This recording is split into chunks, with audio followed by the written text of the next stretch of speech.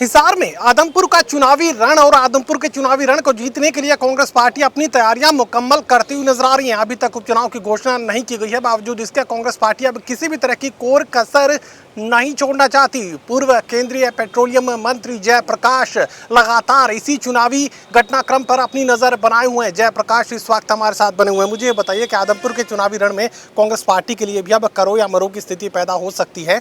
भूपेंद्र सिंह हुड्डा जी ने कहा कि आदमपुर कांग्रेस पार्टी का गढ़ है।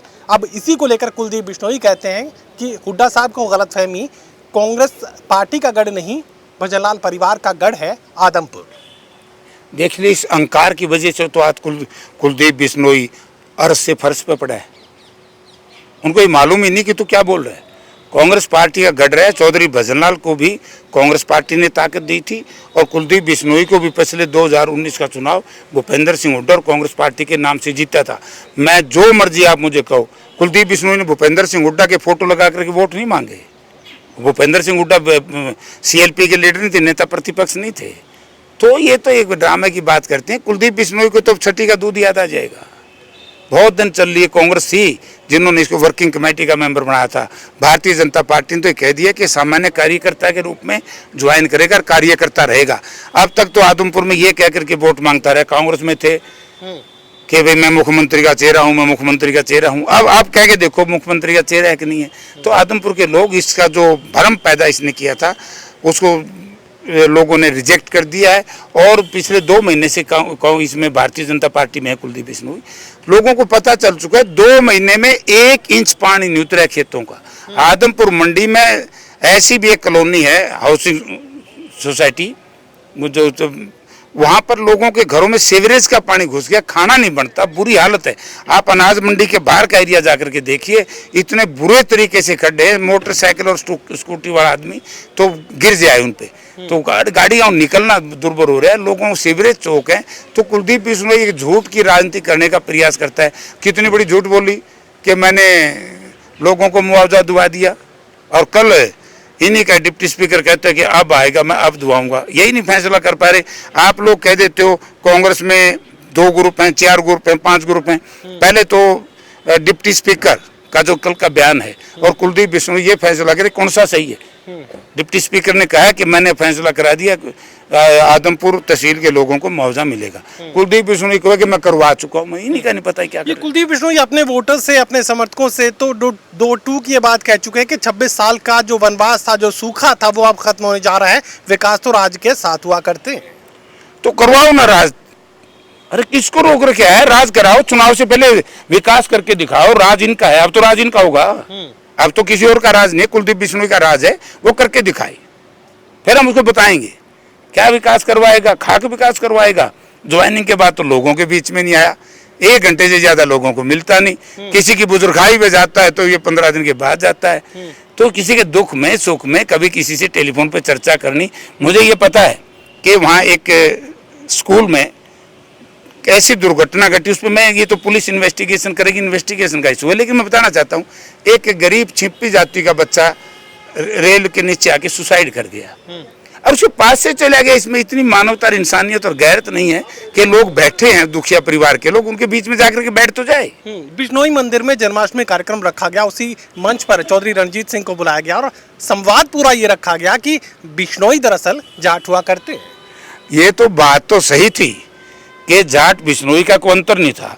जाट बिश्नोई में सबसे ज्यादा गहरी खाई और कि किसी ने पाटने का काम किया, डालने का काम किया, तो उसका नाम है कुलदीप बिश्नोई।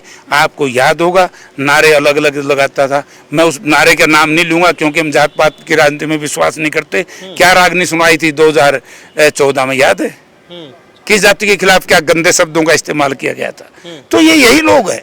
आज ये जाट का वोट लेने के लिए कहते जाट, हर बिश्नोई भाई जाट से संबंध रखता है, इसमें कोई नहीं। हमारे मिलने वाले हैं, उनके परदादा का नाम कालू जाट लिखा हुआ उनके घर के ऊपर, इसमें कोई दो राय नहीं। लेकिन अपने स्वार्थ के लिए जिस तरीके से कुलदीप बिश्नोई ने, सबसे पहले तो अपने समाज से माफी मांगनी चाहिए कि जात पात का जहर घोला हरियाणा में, तो कुलदीप बिश्नोई ने घोला, ये उसके लिए जिम्मेवार है।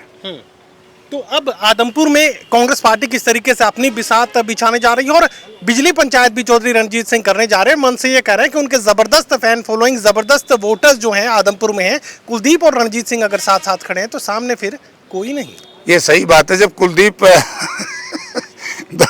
दोनों ऐसे नेता हैं जो हमारे साथ इन्होंने काम किया है, ये दोनों मिल गए ना, अब सत्यानाश हो ही गया।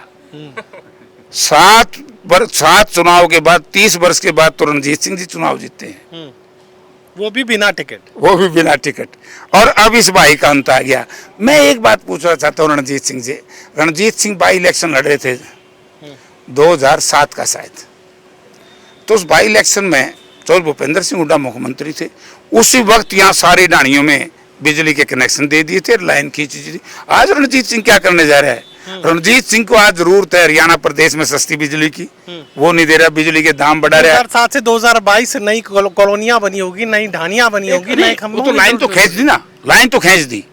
ये रणजीत सिंह ने भी ड्रामे की राजनीति से बाहर निकलना पड़ेगा। जैसे यहाँ लगा देता है ना, मैं इनकी को सुनता ही नहीं बेचारों की। एक रणजीत सिंह की नहीं, इस सरकार के हर मंत्री की ये हालत है। इनका एसीएस लेवल का कोई अधिकारी इनकी बात ही नहीं सुनता, क्या भला करेंगे लोगों को। चलिए, मेरा आखिरी सवाल किरण चौधरी को लेकर। किरण चौधरी जब से राज्यसभा में टिक उन्होंने गलत किया है, तब से जो है उनके बोल बदलने लगे हैं। अब वो कह रहे हैं कि हरियाणा का दौरा करेंगे और बीजेपी के सूत्र कह रहे हैं कि किसी भी वक्त बीजेपी में आ सकती हैं किरण चौधरी। देखिए, ये तो मामला है किरण चौधरी का और बीजेपी के बीच का। किरण जी क्या फैसला करेंगे इसके बारे में मैं कुछ नहीं कहूँगा, लेकिन मैं ये कह सकता हूँ कि किरण चौधरी कांग्रेस पार्टी की मजबूत नेता हैं और ये कांग्रेस पार्टी की मजबूती के लिए काम करेंगे। और किरण चौधरी ऐसा काम नहीं करेंगी जिससे कि चौधरी बंसीलाल परिवार की बहू है, जिससे कि तो आपने कुलदीप बिश्नोई को लेकर भी कहा था, याद है? और फिर उसने कलंकित कर तो दिया स्वर्गीय चौधरी भजनलाल को। आज भजनलाल जी की कांग्रेस पार्टी की मजबूती का जिक्र यहाँ पर जयप्रकाश जरूर करते हुए नजर आ रहे हैं। भविष्य में क्या कुछ होने वाला है इसका खुलासा शायद वो अभी नहीं करना चाहते, लेकिन आदमपुर के चुनावी रण को लेकर अब आक्रामक मूड में जयप्रकाश नजर आ रहे हैं और कह रहे हैं कि कांग्रेस पार्टी पूरी ताकत के साथ इस चुनाव को लड़ेगी और जीतेगी भी। सहयोगी कमल के साथ doctor Mahesh Kumar, total news, Hisar.